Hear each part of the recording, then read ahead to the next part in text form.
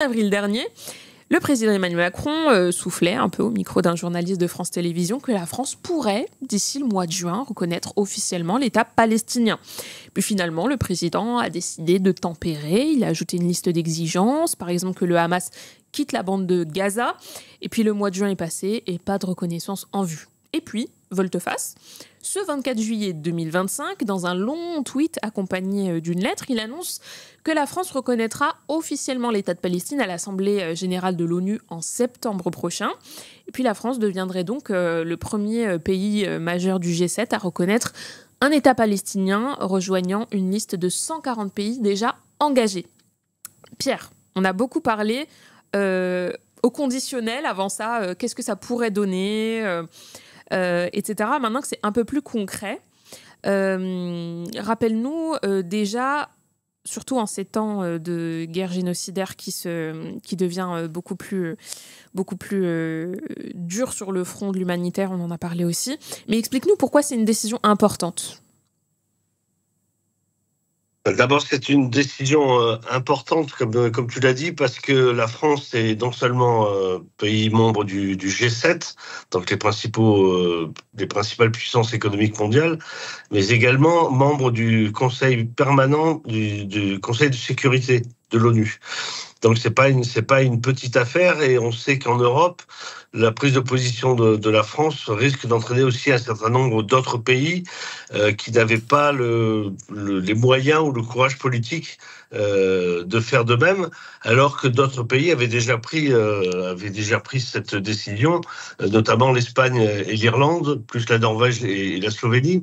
Et donc c'est une décision qui est éminemment politique, et ça n'a pas trompé Israël d'ailleurs, qui a vertement réagi. Justement, réagit comment ? Explique-nous un petit peu comment ça a été pris par Israël, peut-être aussi par les États-Unis ?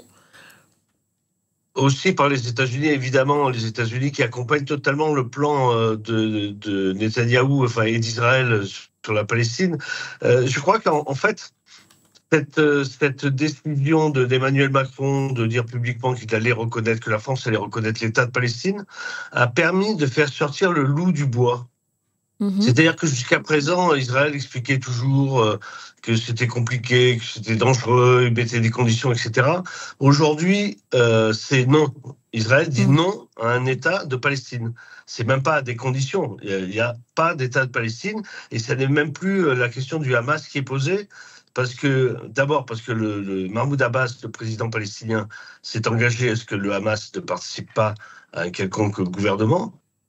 Et donc Netanyahou, en fait, lui accuse l'ensemble des Palestiniens, l'ensemble des représentants politiques palestiniens. Donc on voit bien que toute la rhétorique israélienne depuis des années, mais aussi surtout depuis le 7 octobre, n'est qu'une façade, en réalité, pour mettre en place son plan. Et le plan, c'est de faire que Israël règne du fleuve Jourdain jusqu'à la mer Méditerranée, et pour cela, donc, d'exclure totalement les Palestiniens, si ce n'est physiquement, en tout cas politiquement.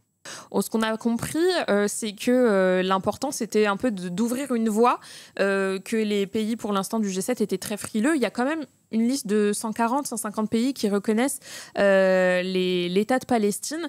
Le fait que la France le fasse, est-ce que tu penses que ça peut ouvrir la voie, et que, en tout cas, c'était important au niveau symbolique ? C'est pas simplement important d'un point de vue symbolique. Oui, très, très concrètement, je pense qu'un certain nombre de pays, y compris européens, vont suivre. Certains sont hésitants, comme la Grande-Bretagne, mais là aussi, le fait que la France prenne position peut aider, y compris l'opinion publique, à faire pression sur le gouvernement britannique pour qu'il le reconnaisse. Mais je crois que ça va plus loin que le symbole. Parce que si la France et les pays qui veulent reconnaître l'État de Palestine, s'ils le reconnaissent, c'est pour que cet État puisse vivre. Or, pour que cet État puisse vivre, il faut qu'il soit libre et indépendant. Or, l'occupation et la colonisation sont un frein à l'évolution et à l'existence même de l'État de Palestine. C'est-à-dire qu'aujourd'hui, cette reconnaissance de l'État de Palestine, c'est reconnaître un État occupé. Et si un État est occupé, le droit international doit jouer, et les pays et les gouvernements dans le monde entier doivent prendre les mesures qui conviennent pour faire cesser cette occupation et cette colonisation. Ce qui passe par un embargo sur les armes qui passe par des prises de sanctions, comme ça a pu être fait notamment, par exemple, contre la Syrie, avec l'invasion de l'Ukraine. Il faut prendre des mesures pareilles contre Israël. Il faut que le mandat de la Cour pénale internationale qui a été émis à l'encontre de Benyamin Netanyahou pour crimes de guerre et crimes contre l'humanité soit respecté, et que la France ne dise pas une chose d'un côté et fasse autre chose de l'autre. C'est-à-dire qu'on sait que Benyamin Netanyahou, je l'avais dit à ton micro, que Benyamin Netanyahou, quand il s'est rendu la dernière fois aux États-Unis, est passé dans l'espace aérien français. Oui. Ce qui n'est pas normal du tout, puisqu'il y a le mandat d'arrêt de la Cour pénale internationale. Donc la France aurait dû soit refuser qu'il emprunte l'espace aérien, soit l'arrêter en cours de route. Voilà. Donc il faut aller jusqu'au bout. Emmanuel Macron, maintenant, doit aller jusqu'au bout de ce qu'il dit, reconnaissance de l'État de Palestine. Donc il faut que cet État puisse exister et puisse vivre, et arrêter de mettre des conditions aux Palestiniens, puisqu'il parle d'un État démilitarisé, alors qu'aujourd'hui, la force militaire puissante, c'est Israël. On a des réactions dans le chat de personnes qui sont un peu désabusées. On a Québecop qui nous dit mais Emmanuel Macron ne va pas reconnaître la Palestine en septembre. Il l'avait déjà dit pour juin et puis ça ne s'est pas fait. Il y a aussi Longhost qui dit mais qu'est-ce qui rend cette annonce plus crédible que la précédente ? Il y a quelques mois, il annonçait déjà la reconnaissance fin juin et ça ne s'est pas fait. En quoi cette annonce, elle est... déjà, elle a été officielle. C'était pas des petits mots annoncés à des journalistes dans un jet, si je me souviens bien. Et je crois que c'était au micro de Mohamed Bouafsi, si je peux sourcer correctement, donc sur la 5. Là, c'est une prise de parole d'un chef d'État sur Twitter, certes, et puis avec une lettre qui a été portée à Mahmoud Abbas. Est-ce que tu peux nous expliquer en quoi... est-ce que Macron est coincé maintenant qu'il a fait l'annonce officielle ? Est-ce que ça va se faire en septembre ? Personnellement, tant que ce ne sera pas fait, on verra. Je pense qu'on est maintenant dans le processus où, effectivement, il y aura une reconnaissance officielle dite à la tribune de l'Assemblée générale de l'ONU au mois de septembre, parce que là, Emmanuel Macron s'y est engagé. Il était question, avant qu'il l'annonce pendant la conférence internationale qui devait se tenir à l'ONU au mois de juin, mais cette conférence n'a pas eu lieu. D'abord parce qu'Israël est allé mener la guerre en Iran, aussi parce qu'il y a eu des pressions menées par les États-Unis sur un certain nombre de pays pour qu'ils ne participent pas à cette conférence-là. Maintenant, il s'agit d'autre chose. Il s'agit de l'Assemblée générale de l'ONU. Donc là, il n'y a pas de moyen de pression pour empêcher les pays de venir. Donc tous les pays seront là. Donc je pense que Emmanuel Macron ira jusqu'au bout. L'autre chose aussi, c'est que la situation a quand même empiré. Et aujourd'hui, y compris face à l'opinion publique française, et pas seulement, il ne peut pas se défiler. Je veux dire, tout le monde voit les images de ces enfants décharnés. Pour les plus anciens, ça fait penser au Biafra. C'est une guerre qui est menée dans un territoire qui était déjà tout petit, où la population était déjà énormément concentrée. Et maintenant que c'est 2 millions de personnes, sont sur 12% du territoire palestinien d'origine à Gaza. Donc, c'est plus possible de laisser Netanyahou se moquer du monde comme ça. Et je crois que Emmanuel Macron en a pris la mesure. Et je crois qu'il faut le souligner sans se leurrer. Encore une fois, j'ai dit tout à l'heure qu'il ne suffit pas simplement de le reconnaître, cet État, il faut faire en sorte maintenant qu'il puisse exister réellement. Justement, tu nous le disais, il faut pas que la France se contredise dans ses propos et dans ses actes. On sait qu'en ce moment, on avait parlé ici des dockers de Marseille qui avaient refusé d'affréter des cartons, enfin en tout cas des containers de pièces d'armes à Israël qui étaient, selon le ministère des Affaires étrangères, destinés à la défense et non à l'attaque, mais dans les faits, ce sont des pièces d'armes qui ont été envoyées à Israël. Est-ce que ça, c'est toujours possible pour la France dans quelques mois, si la France reconnaît l'État, ça va être beaucoup plus compliqué. La France a quand même donné son soutien inconditionnel plusieurs fois à Israël. Et là, il va y avoir un moment un peu flou, un peu gris, où la France aura un pied d'un côté et un pied de l'autre. Tout est une question de rapport de force. Et je crois que l'exemple que tu as donné, ceux des dockers de Fos, en fait, pas de Marseille, mais de Fos, Oui, Fos-sur-Mer, Fos-sur-Mer, ouais. avec leur syndicat CGT, montre qu'il y a besoin de ça. Il ne faut pas laisser Emmanuel Macron tout seul. Il faut que les Français, les gens qui travaillent, les gens qui sont dans France, participent au soutien à la Palestine de toutes les manières possibles, et dont cette manière-là, qui est d'empêcher les armes de partir, ou de pousser avec les élus locaux pour que des sanctions soient réellement prises contre Israël. Autrement, évidemment, tout peut se passer, notamment parce que, on le sait, le dernier rapport qu'a publié Francesca Albanese, la rapporteure spéciale de l'ONU pour les droits de l'homme dans les territoires palestiniens occupés depuis 1967, montre qu'un certain nombre d'entreprises, y compris européennes, s'engraissent sur la guerre et s'engraissent sur le dos des Palestiniens qui sont tués. Et donc, la démocratie, c'est aussi ça. C'est intervenir tous les jours pour faire en sorte que soient respectés les droits de l'homme, la démocratie et les volontés populaires. On a une longue question dans le chat, tu l'as peut-être vu passer derrière moi vu que tu le vois, d'Espezou. Je te laisse trouver peut-être un coin où poser ton téléphone si ça t'aide, parce que vu qu'on a encore ensemble un petit moment et que j'ai l'impression que tu le tiens comme ça, le temps que je te lise la question, et si tu arrives à te cadrer, ok, je te la lis telle quelle. Bonjour, que diriez-vous aux gens de droite qui s'inquiètent de savoir que la Palestine est actuellement dirigée par un groupe armé se revendiquant comme islamiste et que reconnaître un État palestinien participe à légitimer ce groupe malgré leurs actions? C'est une question de Despezou, donc qui demande est-ce que ça n'aiderait, est-ce que cette décision ne légitime pas un groupe armé à la tête de la bande de Gaza? Je te laisse répondre. Écoutez, c'est pas légitimé. Les Palestiniens, la Palestine est occupée, les territoires palestiniens sont occupés. Les Palestiniens ont un droit légitime à se défendre pour se libérer.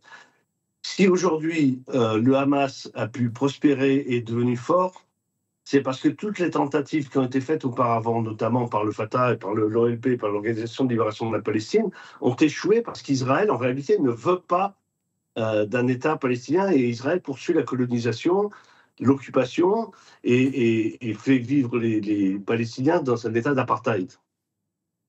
Donc il ne faut déjà pas s'étonner qu'il y ait ce type d'organisation et stratégie de ce type qui soit prise.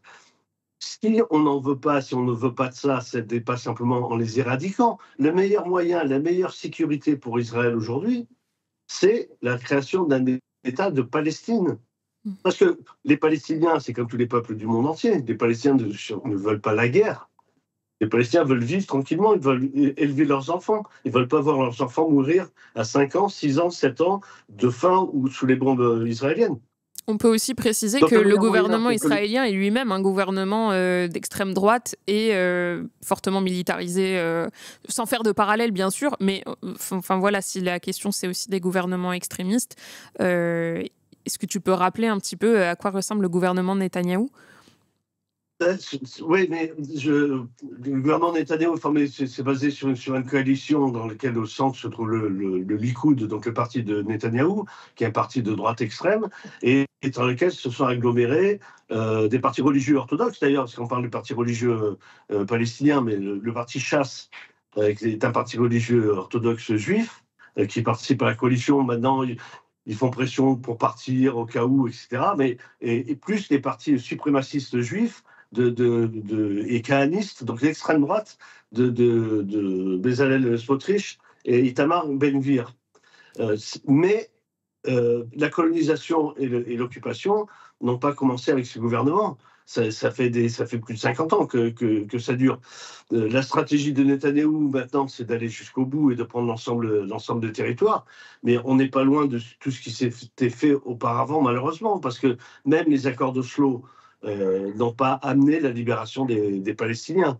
Et c'est aussi ça qui a permis l'émergence de mouvements comme le Hamas, et en tout cas le renforcement de mouvements comme le Hamas, parce que tous les peuples ont besoin de trouver une lumière, de chercher quelque chose pour s'en sortir. On ne peut pas vivre tous les jours dans le désespoir. Ça n'est pas possible. Donc, d'autant plus que les guerres sont menées régulièrement dans les territoires palestiniens, à Gaza particulièrement, mais en Cisjordanie proprement dit, c'est tous les jours que les colons, maintenant de plus en plus violents et se sentant pousser des ailes, attaquent les villages palestiniens, brûlent des maisons, brûlent des voitures, pillent les ressources agricoles, empêchent les paysans de travailler.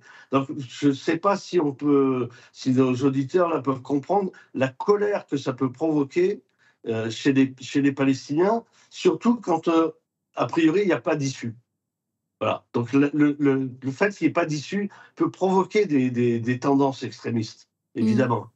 Donc, revenir aux vraies questions fondamentales de la fin de l'occupation, de la fin de la colonisation, c'est, je crois, ce qui va permettre d'avancer. J'ai envie de te poser une dernière question avant de passer au sujet suivant, parce que, comme tu sais, aujourd'hui, il y a beaucoup de sujets, alors on doit y aller vite. Mais ça fait aussi écho à un message du chat. Reconnaître l'État de Palestine, c'est reconnaître des frontières, et si oui, lesquelles ? Alors, c'est une très bonne question, parce que malheureusement, Emmanuel Macron n'a pas évoqué ça. Donc, les frontières qui sont évoquées, alors, maintenant, qui sont évoquées maintenant, c'est celles qu'on appelle de 1967, c'est-à-dire après la guerre de 1948-1949. Ce sont des frontières de 1967, et avec Jérusalem-Est comme capitale. Donc ça, malheureusement, Emmanuel Macron ne l'a pas évoqué dans ses déclarations, ni dans sa lettre à Mahmoud Abbas. Donc, et ces frontières-là ne représentent que 22% de la Palestine historique. 22% de la Palestine historique. Alors que le partage initial en 1947, décidé par l'ONU, prévoyait 48% pour les Palestiniens, mais qui était déjà injuste comme partage, puisque la population majoritaire recevait un territoire minoritaire par rapport à la population juive. Donc là, on parle de 22% de la Cisjordanie. Et même quand on parle de ces 22% de la Cisjordanie, il faut savoir que la construction des colonies en Cisjordanie, proprement dit, empêche en fait une continuité territoriale aujourd'hui. Donc il faut démanteler les colonies